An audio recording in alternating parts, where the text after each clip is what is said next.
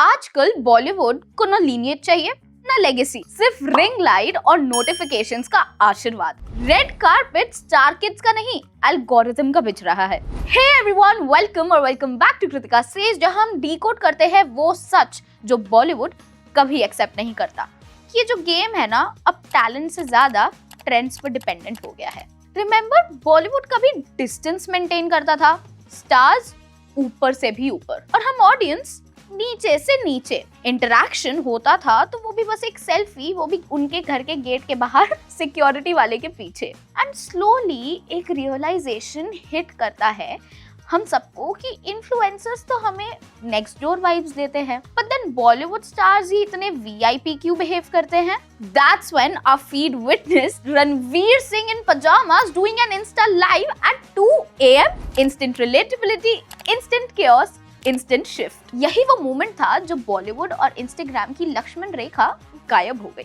Relatability became the new currency और हम सबका कलेक्टिव रिएक्शन था कि क्या मतलब, तुम लोग भी नॉर्मल हो, बस हम ही ब्रोक है क्या? Laundry, late night cravings, overthinking, तुम सब भी क्यूट। यहीं से गेम का रियल पावर शिफ्ट क्लियरली दिखने लगा। बेसिकली सीन ये है, जिनको कभी प्रोडक्शन हाउस के गेट पर वेट करना पड़ता था, आज उन्हीं के डीएम्स में वही सेम प्रोडक्शन हाउसेस स्लाइड करते हैं। पहले ऑडिशंस होती थी, अब एनालिटिक्स होता है। पहले पोर्टफोलियो दिखाते थे और अब एंगेजमेंट रेट। बॉलीवुड का स्क्रिप्ट पूरा बदल गया और इस बार पेन इन्फ्लुएंसर्स के हाथ में आ गया है। सच बताऊं, fastest climb in Mumbai right now is not a flyover, it's creators turning into actors, from skit वाला to script वाला। प्राजक्ता कोहली, हमारी ओजी मोस्टली सेन, जो कल तक YouTube पे टाइप्स ऑफ इंडियन मॉम्स का रोल कर रही थी, और एक फ्राइडे एक बड़े से पोस्टर के कोने में अधर्मा बहू। हम सबका रिएक्शन कि ब्रो,